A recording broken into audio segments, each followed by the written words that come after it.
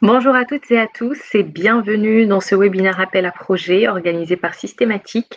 On est ensemble pour 1 heure de présentation. On va attendre peut-être une petite minute que d'autres participants nous rejoignent au webinaire. Quelques petits rappels sur le déroulé. Vous pouvez télécharger le support de slide pendant toute la session en cliquant en haut à droite sur la slide directement. Pour toutes vos questions, vous pouvez utiliser l'onglet questions qui se trouve en bas à droite de votre écran. On prendra vos questions un peu au fil de l'eau et à la fin de chaque présentation. Et aujourd'hui, au programme de ce webinaire, je vais vous présenter la structuration du PIA 4 et de la stratégie France 2030. L'objectif, c'est de vous éclaircir sur quel type de projets peuvent être financés dans le cadre de ces deux dispositifs de l'État et comment on peut aussi vous accompagner, nous, Systématiques, dans vos démarches de montage de projets et de structuration de projets. Donc, après, on présentera sur la partie 5G un appel à manifestation d'intérêt qui est en cours, qui est opéré par la BPI, qui est en cours sur le campus Fab Lab 5G industriel, un appel sur l'IA embarqué, un appel à projet qui fait suite à un premier volet qui a été publié l'année dernière sur la stratégie nationale d'accélération cyber, et puis on clôturera ce webinaire et cette présentation par l'appel à projet Labcom en cours et ouvert jusqu'au mois de septembre prochain. Donc, je vous propose de commencer tout de suite. Donc, moi, c'est Soumaya Rouane et je vais vous présenter dans cette première partie les deux volets PIA 4 France 2030, les appels à projets, sans rentrer dans les détails et les spécificités de chaque appel. Je vais vous présenter comment les appels à projets sont organisés dans le cadre de ces deux dispositifs-là, et puis aussi faire un focus sur la partie appel à projet Deep Tech, comment vous pouvez répondre, sur quelle plateforme, avec quel opérateur, et l'accompagnement de la DRIET en région Île-de-France qui est proposé aux entreprises et aux porteurs de projets. Donc, pour commencer sur la partie PIA 4 France 2030. Donc, le PIA 4, il s'inscrit, les projets investissements d'avenir, ils s'inscrivent dans la continuité du PIA 3. L'objectif, c'est de poursuivre les actions qui ont déjà été menées par l'État ces dernières années pour financer les projets de recherche, développement et d'innovation. Le PIA 4, il comprend deux volets, un volet national et un volet qui est régionalisé. Et l'objectif, c'est bien sûr soutenir toujours les projets de R&D, identifier des filières et des secteurs stratégiques sur lesquels le PIA va mettre des moyens financiers à travers des amis, des appels à projets, et structurer aussi des filières. La partie France 2030, c'est beaucoup plus récent que le PIA lui-même. C'est une stratégie qui a été présentée par la présidence de la République au mois d'octobre de l'année dernière. Et c'est une brique en quelque sorte du PIA 4. Et l'objectif, il s'inscrit dans la suite de ce que le PIA peut proposer comme accompagnement. Et on est vers des projets d'industrialisation et de soutien directement aux filières. Donc, l'objectif, c'est d'impulser la création ou l'accompagnement de nouveaux projets d'usines ou de création de sites industriels, et ainsi augmenter la compétitivité des entreprises. C'est un dispositif qui est doté aujourd'hui de plus de 30 milliards d'euros sur les 5 ans à venir, et c'est une stratégie sur les 10 ans, qui s'inscrit sur les 10 ans. Donc, le PIA, c'est toujours par phase de 5 ans, et je vais vous présenter tout de suite comment le PIA est organisé pour le financement de la R&D. Donc, dans le PIA, on retrouve deux types d'innovation. On retrouve la partie fléchée sur des stratégies d'accélération, sur des thématiques bien précises. Vous verrez sur toute la présentation, on fait un focus principalement sur les deep tech et les technos qui sont en lien avec nos hubs et nos enjeux. Donc, on retrouve la partie stratégie nationale cyber, stratégie d'accélération cybersécurité, le deuxième volet de la stratégie nationale sur l'intelligence artificielle, la 5G, le cloud et la structuration de nouvelles filières comme le quantique au niveau national. Donc, toutes ces thématiques-là font l'objet régulièrement d'appels à manifestation d'intérêt et d'appels à projets par la suite. La cybersécurité, la 5G, il y a eu beaucoup d'amis qui ont été lancés l'année dernière et les appels à projets cette année sont lancés depuis fin 2021 et un peu au fil de l'eau. Et il y a eu le deuxième volet qu'on appelle l'innovation structurelle, c'est des appels à projets qui sont transverses, qui concernent tous les secteurs et qui surtout vont être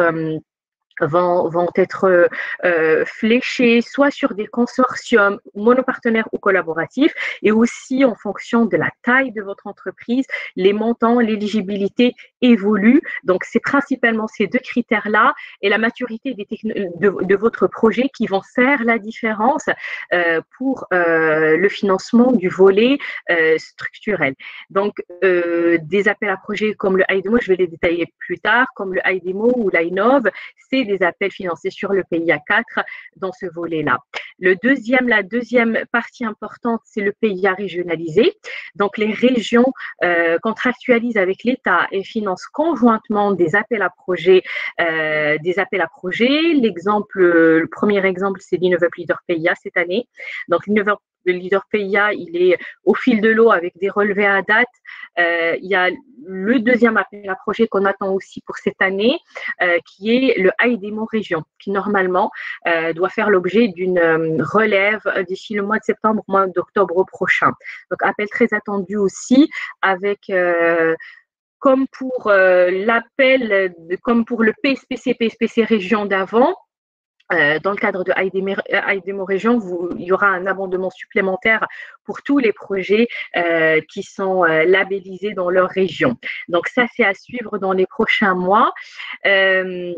Les thématiques ou les stratégies d'accélération ont été validées par le secrétariat général pour l'investissement et vous retrouverez sur cette slide-là les différentes thématiques qui sont en lien avec nos enjeux concernant la mobilité, la décarbonation de l'industrie, la santé numérique, l'agroalimentaire ou encore on retrouve le cloud, la cyber, la 5G et le quantique. Donc, l'objectif, c'est d'identifier sur ces secteurs d'avenir des projets vers lesquels on va vraiment orienter des investissements en termes de recherche, en termes d'innovation, mais aussi le volet formation aussi bénéficie d'un financement assez important dans le cadre du PIA. Donc, chaque stratégie d'accélération, chaque thématique est pilotée par un coordinateur au niveau national. L'objectif, c'est de faciliter à la fois la détection des projets de R&D, faciliter leur montage, leur structuration et encourager de plus en plus les porteurs de projets à vraiment faire remonter au niveau de leur région puis au niveau national toutes les idées de projets qui peuvent faire l'objet d'un financement ou d'un investissement dans le cadre du PIA sur ces filières-là. Donc, quelques exemples d'appels à projets PIA 4, soit qui sont en cours en ce moment ou qui viennent d'être lancés. On retrouve sur la partie cyber développement de technologies innovantes critiques opérées par la BPI, la crypto post-quantique qui vient de se clôturer le 4 mai dernier, santé numérique, il y a eu un appel l'année dernière sur les dispositifs médicaux à base d'IA. Il sera de nouveau publié cette année. L'intelligence artificielle, l'appel sur la maturation technologique et des solutions d'intelligence artificielle embarquée fera l'objet d'une présentation par mon collègue Johan Deus tout à l'heure. Et il y a d'autres appels à projets qui sont très ciblés, qui seront publiés le second semestre 2022.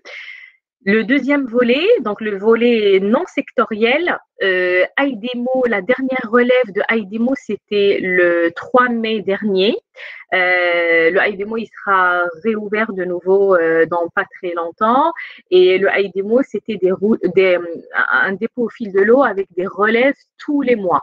Donc des relèves tous les mois, qui accélérait en quelque sorte le processus de sélection et d'instruction. Et on était sur des retours sur les instructions qui étaient relativement sur des délais courts. Le concours Innov, il revient aussi cette année et exemple aussi d'appel à projet pour accompagner, encourager la création de deep tech, d'entreprises dans les deep tech, le concours iLab. Donc voilà ce que je peux vous dire sur le PIA 4 de manière globale. Sur la stratégie France 2030, c'est plus récent. C'était lancé au mois d'octobre l'année dernière. Donc c'est une première phase sur 5 ans, sur des 10 grandes priorités, 10 grands objectifs que je vais vous détailler, qui sont principalement en lien avec l'énergie, avec la avec la décarbonation de l'industrie, l'alimentation durable, l'agroalimentaire, la santé numérique, et puis tout un volet sur aussi la conquête spatiale et sur la conquête spatiale de manière générale. Donc un volet qu'on va moins traiter nous dans le cadre des accompagnements qu'on peut proposer à nos membres. Donc l'idée c'est de faire émerger de nouveaux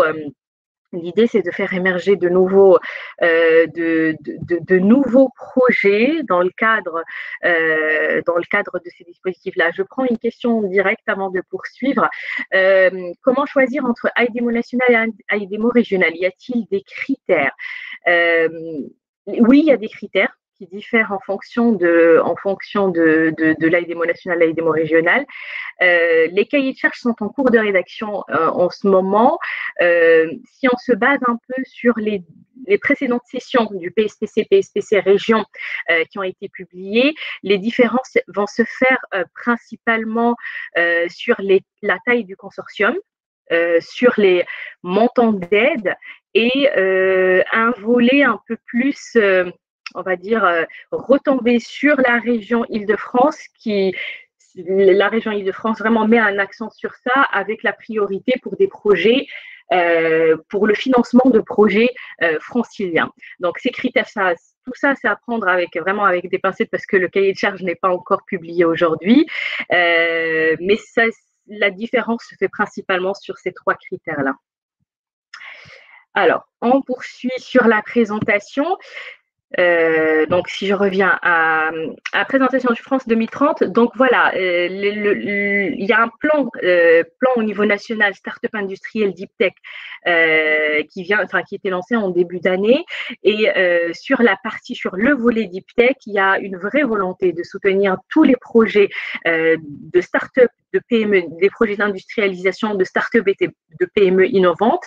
Il y a aussi des aides, des prêts et des fonds qui ont été créés spécialement pour ça et un guichet unique au niveau national qui est ouvert au fil de l'eau, opéré par la BPI et qui permet toujours de recenser tous ces projets de start-up industriels et de mieux les accompagner. Donc la notion de guichet unique, elle est vraiment très très très importante. Ça facilite en quelque sorte l'accompagnement de ces jeunes entreprises.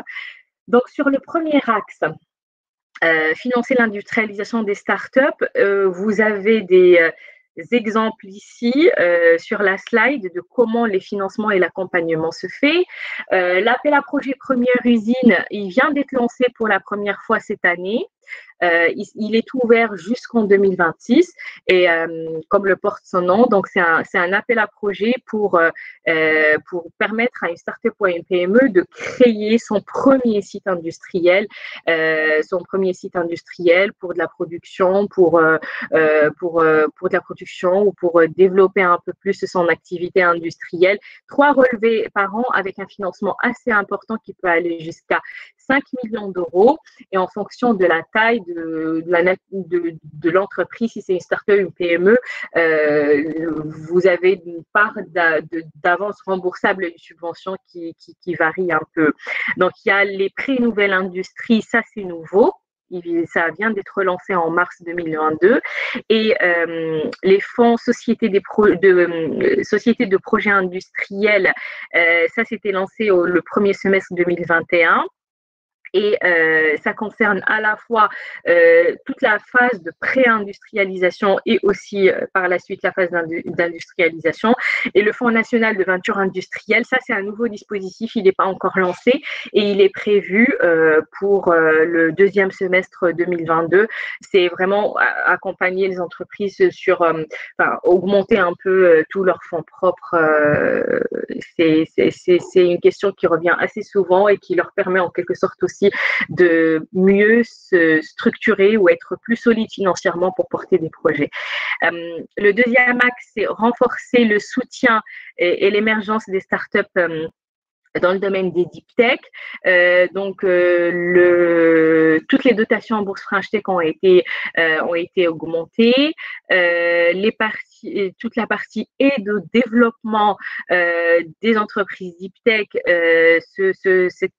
ont été dotées de plus de financement.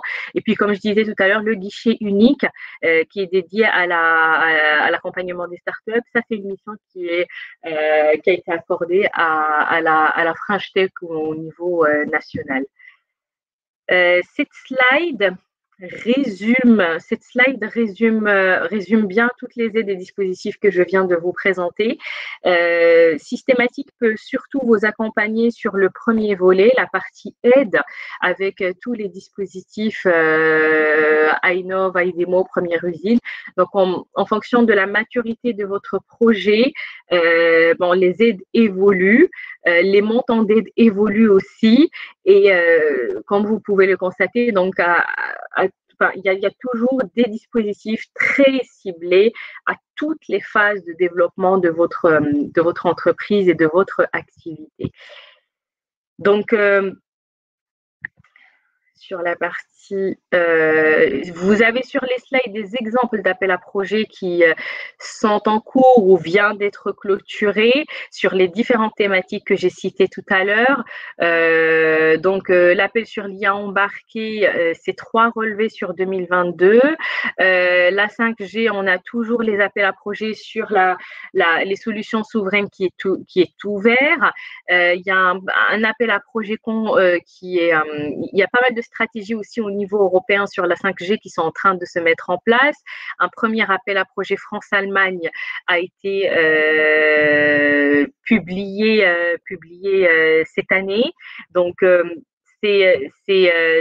vous avez ici sur la slide, je vous laisserai découvrir après sur les slides les appels à projets qui peuvent vous intéresser sur l'industrie, sur la santé numérique.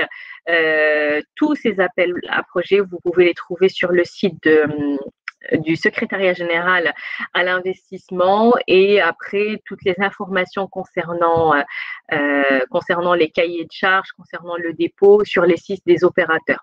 Les Deep Tech, c'est la BPI France qui gère tous les appels à projets en lien avec ces thématiques-là.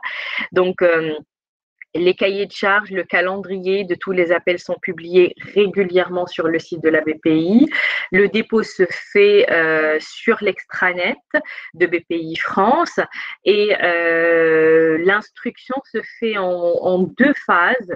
Il y a toujours une phase de soumission, une audition, puis après une instruction un peu plus approfondie avec des échanges avec le consortium ou les porteurs avant de publier, avant de rendre la décision finale sur le financement de projet. Donc, ce qu'il faut, avant de passer à ces slides-là, ce qu'il faut retenir, c'est Sur les 2 prochaines années, il y a des financements très importants qui sont alloués, et notamment, enfin, qui sont alloués au dispositif AIDEMO, Innov Leader PIA et bientôt l'AIDEMO Région.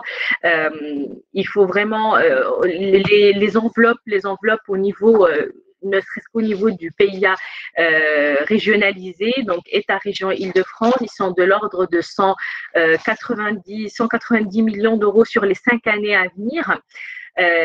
Donc la moitié doivent être consommées sur les 2 prochaines années pour faire un peu la transition entre la relance et les projets d'innovation.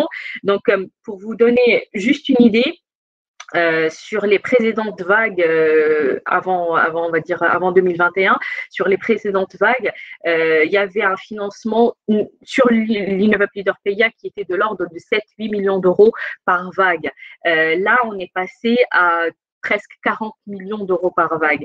Donc, c'est important aujourd'hui de relayer ces dispositifs-là parce que les financements existent et les financements existent dans le cadre de ces appels à projets-là. L'idée, c'est vraiment d'encourager vers l'utilisation de ces appels à projets et de mieux vous accompagner par la suite dans la structuration de vos projets, de vos demandes d'aide pour augmenter vos taux de succès. Donc, la DRIET en Ile-de-France et sur le volet PIA France 2030 joue ce rôle de diffusion d'informations. Ils n'ont pas pu être parmi nous ce matin, mais ce support de présentation a été fourni par la DRIET.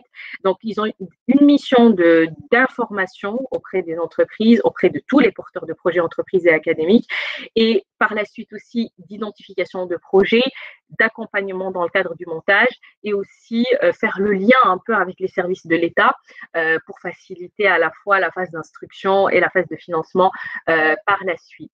Sur le volet Deep Tech, le contact, c'est Alexandre Delville. Donc, si vous avez des questions ou des projets que vous souhaitez, des idées de projets que vous souhaitez évaluer avant dépôt, il est tout à fait joignable par mail pour vous répondre.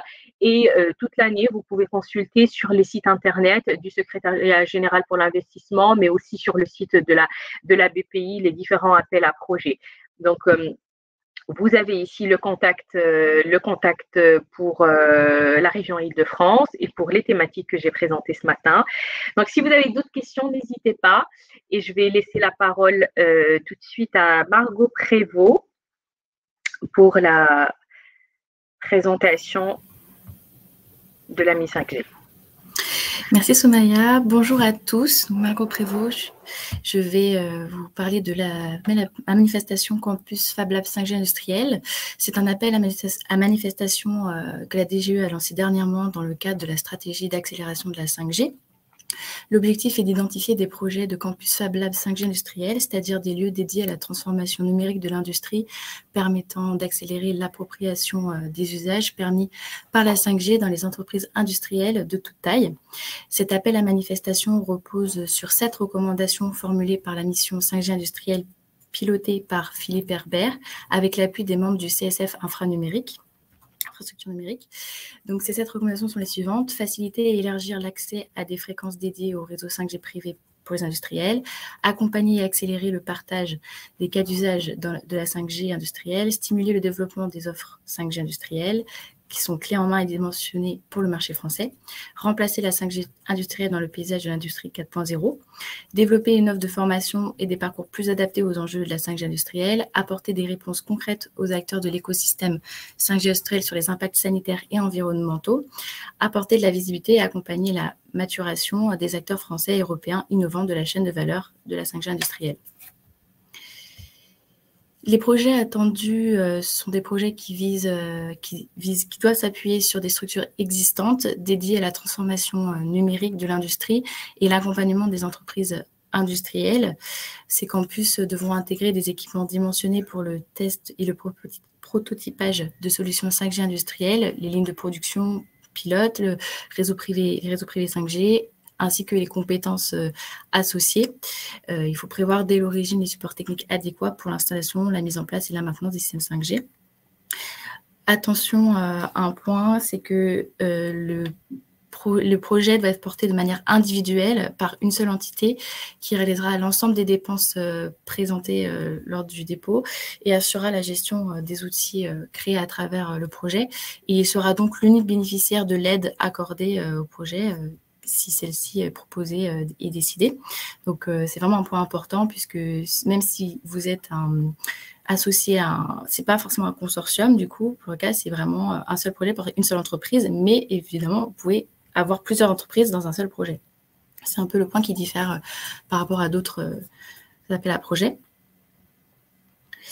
Concernant les critères de sélection, ils sont bien sûr comme ceux qu'on peut retrouver. Donc, il y a la pertinence au regard des objectifs et des attendus, l'impact socio-économique et les retombées, la lisibilité et la pertinence de l'offre de services et d'accompagnement proposée, l'approche des enjeux de protection du potentiel scientifique et technique de la nation, la qualité et la pertinence des partenariats proposés, la qualité du modèle économique, la diminution de la dépense nationale ou européenne permise par le projet. Attention, là, il y a un point plus, on va faire un critère de sélection sur la maturité des projets, qui n'est pas forcément dans d'autres appels à projets.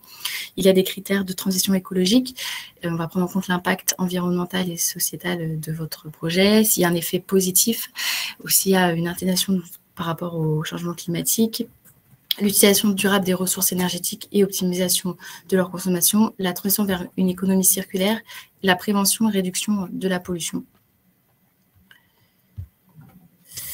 Il y a un point qui est intéressant, c'est-à-dire que les entités qui souhaitent être accompagnées par la DGE ou qui participent à un projet Fab Lab industriel, mais qui ne sont pas le porteur principal, si vous le souhaitez, vous pouvez être accompagné par la DGE. Du coup, il faut manifester son intérêt avant le 6 juin, en renvoyant le formulaire dédié du coup à l'adresse suivante, donc usage 5g-dge@finance.gouv.fr, que vous trouverez évidemment sur le site internet de l'appel à manifestation.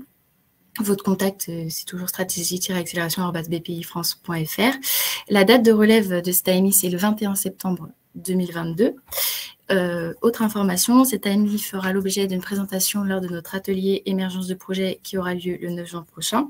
Si vous avez besoin de compléter votre consortium ou d'apporter vos compétences, cet atelier pourra répondre à vos questions. Je laisse du coup la parole à mon collègue Johan Doz pour la présentation du prochain appel à projet.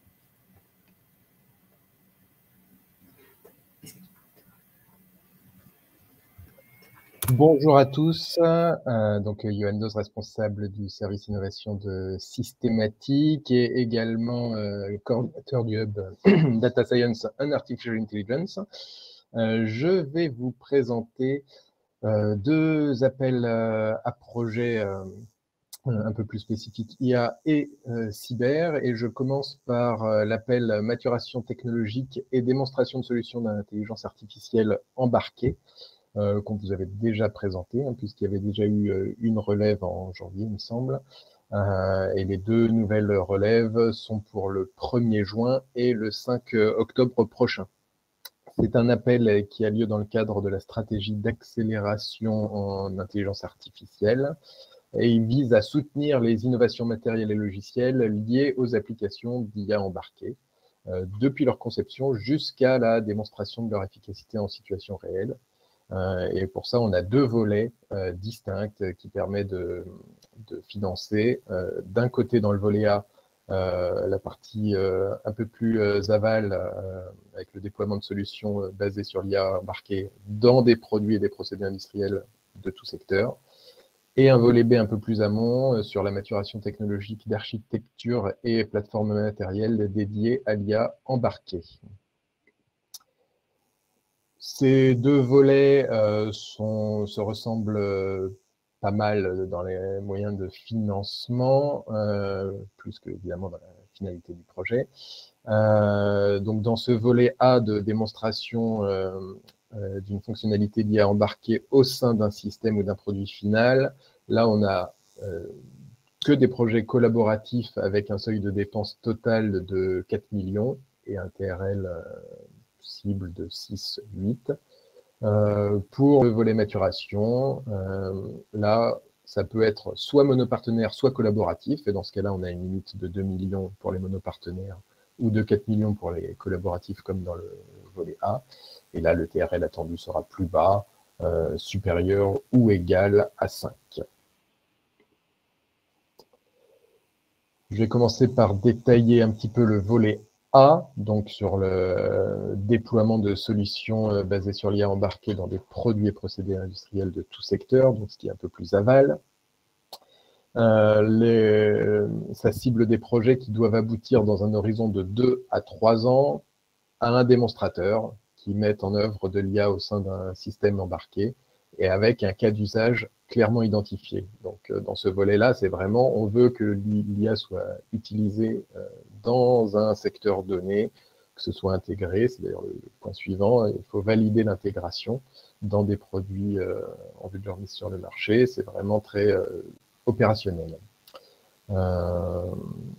Et donc, il faut favoriser l'adoption des nouvelles technologies au sein des industries. C'est l'objectif de ce volet-là. Et dans les exemples qui sont indiqués, le projet doit traiter de, par exemple, l'intégration dans un système embarqué de composants hardware et d'outils logiciels innovants pour faire de l'IA en local. On peut aussi avoir des projets qui traitent de l'optimisation de la puissance de calcul et de la consommation énergétique de l'implémentation d'IA en embarqué. Ou alors, on peut avoir aussi, par exemple, la mise en œuvre d'une IA fiable et explicable dans des systèmes embarqués critiques. Voilà, c'était des exemples, ce n'est pas exhaustif, mais ça donne un périmètre de ce qui peut être attendu dans ce volet A opérationnel. Dans le volet B plus amont, alors là, on va avoir un horizon 3 à 5 ans pour l'issue du projet, puisqu'on est plus dans la maturation.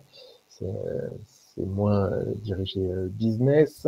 Et du coup, on doit arriver à la validation de l'application en embarqué ou en edge de modèles d'apprentissage machine sur des architectures matérielles particulièrement avancées, et notamment neuromorphiques, qui est un sujet qui intéresse bien pour ce volet B. Il y a pas mal d'exemples, hein, il y a beaucoup de pistes pour cette partie maturation. Conception d'architecture de composants pour l'accélération d'algorithmes d'apprentissage, notamment avec des architectures neuromorphiques, des réseaux de neurones impulsionnels, processeurs multicœurs, etc. Il y a aussi l'aspect conception de plateformes matérielles dédiées qui comprennent le hardware, processeurs, capteurs et les méthodes d'intégration avancées.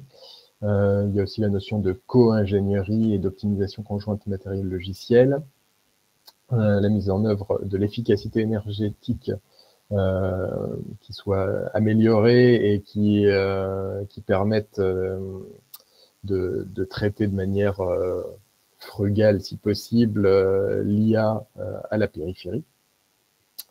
On a aussi pour nos amis open source, j'ai vu en plus qu'on en avait présent aujourd'hui, donc la conception de systèmes d'accélération d'IA basés sur du hardware open source, qui est intéressant ici.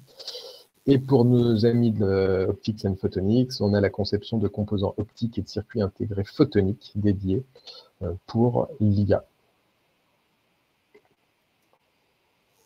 Au niveau des financements, les taux d'aide maximum sont de 40% pour les petites et moyennes entreprises, 30% pour les grandes entreprises, avec une partie subvention, une partie avance récupérable. Pour le volet A, 60% de subvention, enfin, jusqu'à 60% de subvention, donc pour la partie démonstration. Pour la partie maturation, jusqu'à 75% de subvention.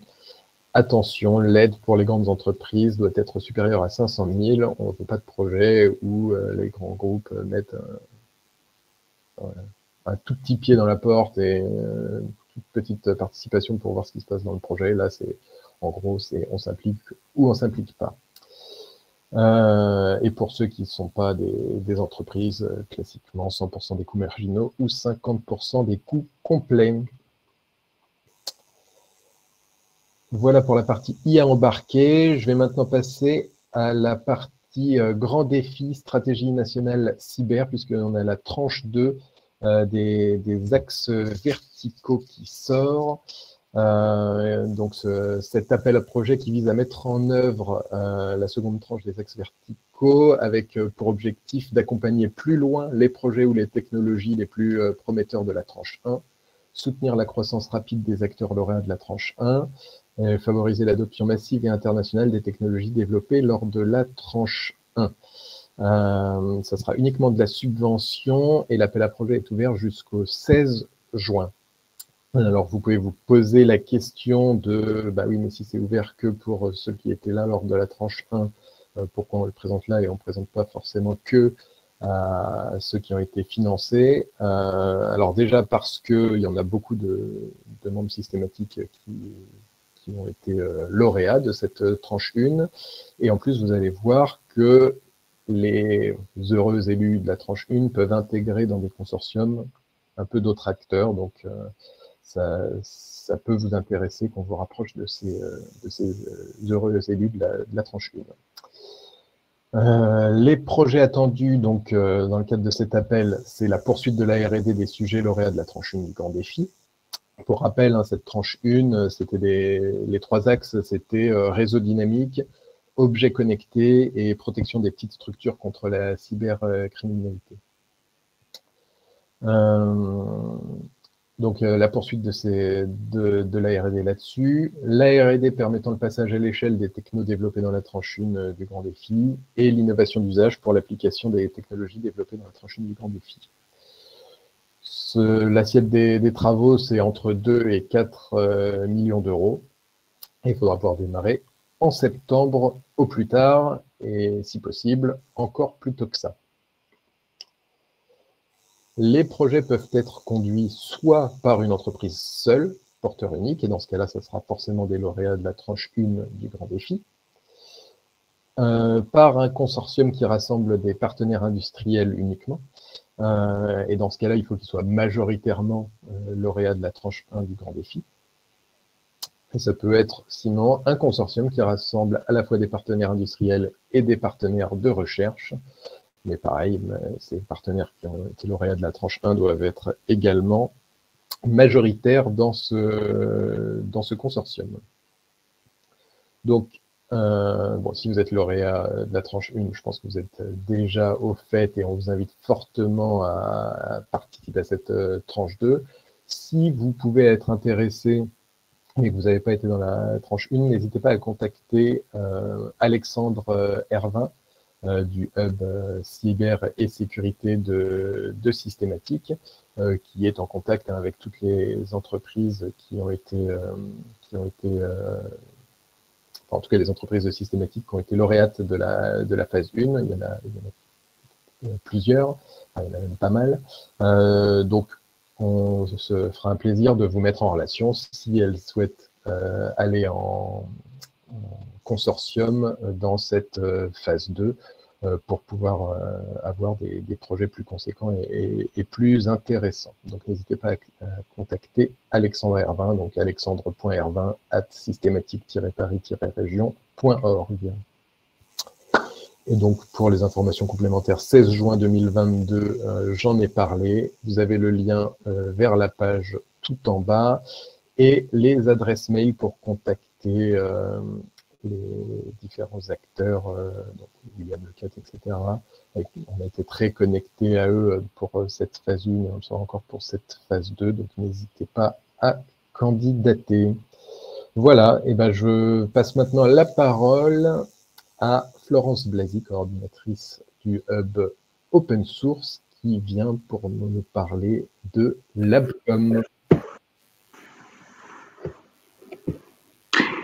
Merci Johan, bonjour à tous. Alors effectivement, je vais vous parler du dispositif LabCom, laboratoire commun, qui s'inscrit dans le cadre des appels à projets spécifiques récurrents de l'ANR visant à stimuler le transfert des résultats de la recherche publique vers le monde économique et les partenariats entre entreprises et académiques, au même titre que d'autres dispositifs de l'ANR comme les chaires industrielles, les PRCE ou les instituts Carnot.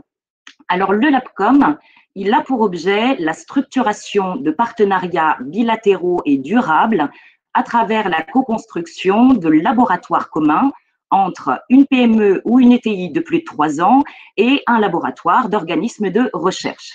Alors, cette notion de durabilité, elle est importante. Contrairement à des contrats de recherche bilatéraux à visée courte, où on est classiquement sur une durée d'1 à 3 ans, ici, la collaboration, elle s'envisage sur une longue durée. On le verra plus tard, mais on est sur quasiment 5 ans. L'objectif derrière ça, c'est que le partenariat perdure de façon autonome au-delà du financement pour produire de façon pérenne. Et d'ailleurs, l'ANR, dans son évaluation des résultats du programme à la fin, elle prendra en compte les moyens envisagés par les partenaires pour la pérennisation du LabCom après la fin du financement. Alors, qu'est-ce que c'est un laboratoire commun? C'est la production en commun d'une gouvernance, d'une feuille de route qui permet d'opérer d'une feuille de route, de recherche et d'innovation, des moyens de travail qui permettent d'opérer en commun cette feuille de route et une stratégie qui vise d'une part une activité de recherche de haut niveau et d'autre part la valorisation des résultats issus des travaux réalisés dans le cadre du partenariat. Le tout, bien entendu, encadré par un contrat qui en définit son fonctionnement. Alors, qu'est-ce qui est attendu en termes de production avec ce dispositif? D'une part, le développement d'innovations, donc de produits, technologies et services en rupture avec les existants et qui peut se traduire par une augmentation d'activité, comme une augmentation du chiffre d'affaires ou la création d'emplois. Et d'autre part, est attendu de la production scientifique, donc tout ce qui est création de nouveaux champs de recherche, production de nouvelles connaissances qui pourra se traduire par des publications et des colloques, par exemple. Donc, on voit que le programme, il vise la création de valeur économique aussi bien pour les entreprises que pour les acteurs de la recherche académique. Au niveau du périmètre, le LabCom, il couvre absolument tous les champs disciplinaires, il n'y a pas de sujet spécifique. À noter que cette année encore, le LabCom intègre une priorité en intelligence artificielle dans le cadre de la stratégie nationale de recherche en IA et dans les secteurs qui sont identifiés dans le plan IA. Donc la santé, le transport, l'énergie et l'environnement et la sécurité. Au niveau des modalités, je vous l'indiquais tout à l'heure, on est sur une durée longue, donc 54 mois au maximum, qui permet d'obtenir un financement jusqu'à 363 000 €. C'est à peu près 13 000 € de plus que le LabCom 2021. Les projets doivent se découper en 2 phases qui correspondent chacune à un financement. La première phase de montage qui a pour objet la finalisation de l'accord cadre qui doit préfigurer dans le dossier de candidature, mais les partenaires auront jusqu'à 6 mois pour finaliser cet accord cadre et pourront bénéficier d'une subvention pour cette phase de 50 000 €. Une fois que l'ANR a validé l'accord cadre, on passe à la phase de fonctionnement, la mise en œuvre donc opérationnelle des actions de recherche et développement. Donc cette phase, elle peut aller jusqu'à 48 mois et elle permet d'obtenir une subvention jusqu'à 313 000 €. Il est important de noter que c'est donc l'organisme de recherche qui porte le partenariat et qui, à ce titre, est le seul bénéficiaire de la subvention. Au niveau des modalités de candidature, il y a eu une première relève pour cet appel à projet il y a quelques jours. Et donc, la deuxième et dernière deadline pour le dépôt des soumissions, c'est le 20 septembre à 17 h. Au niveau du livrable pour la candidature à cet appel à projet, en plus des informations administratives et financières, c'est un document de proposition de 20 pages maximum, comme la plupart des autres appels à projet de l'ANR. Un dernier point avant de finir au sujet de la labellisation de votre projet par le pôle systématique.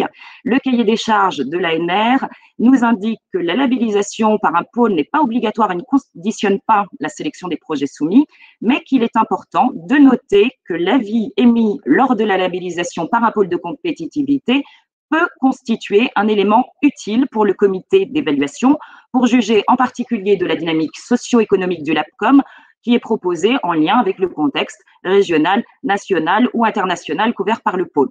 Donc, la demande de labellisation de la proposition par un pôle de compétitivité, elle s'effectue en ligne sur le site de dépôt de l'ANR au sein de l'onglet dédié au pôle. Et on vous demande de prendre contact avec nous le plus tôt possible, puisque l'attestation de labellisation, le cas échéant, elle doit être déposée par nos soins avant que vous confirmiez à l'ANR que le dossier est complet. Et c'est tout pour moi, je vous remercie. Merci Florence pour cette présentation. On arrive à la fin de notre webinaire et donc, avant de se quitter, vous pouvez toujours nous solliciter pour toutes vos demandes d'accompagnement de projet sur les adresses dépôt projet ou pour tout renseignement sur l'adresse innovation systématique. Le label est fortement recommandé pour les différents dispositifs que vous avez vus ce matin. Ça vous permet entre autres de vraiment avoir un avis d'expert déjà sur le contenu technique de votre projet et aussi sur tous les aspects financiers de montage de votre projet. N'hésitez pas à nous solliciter au moins un mois avant le dépôt de vos projets. Et le prochain webinaire appel à projet prendra la forme d'un atelier, un atelier d'émergence de projet. Ce sera le 9 juin prochain. Donc, on organise 2 à 3 ateliers par an avec toujours une première partie, une plénière où on fait le focus sur plusieurs appels à projet. Et par la suite, c'est suivi de rendez-vous, de rencontres entre porteurs de projets, des offreurs de compétences. Donc, si vous avez des idées de projets, si vous avez des idées de projets ou si vous souhaitez proposer vos compétences dans le cadre d'un consortium, n'hésitez pas à venir les présenter et puis aussi de rencontrer d'autres partenaires académiques privés qui sont dans les mêmes démarches que vous. Cet atelier, on fera le focus sur l'AMI 5G Campus Fab Lab. On a un projet déjà qui est en cours de montage qui fera l'objet d'une présentation. On a par la suite, on va commencer déjà à préparer le high démo région qui sera ouvert d'ici septembre au plus tard. Et donc, c'est vraiment vous permettre de commencer sereinement à réfléchir à des dépôts de projets pour le dernier trimestre 2022. Donc, merci beaucoup pour votre participation ce matin et rendez-vous le mois prochain. Au revoir.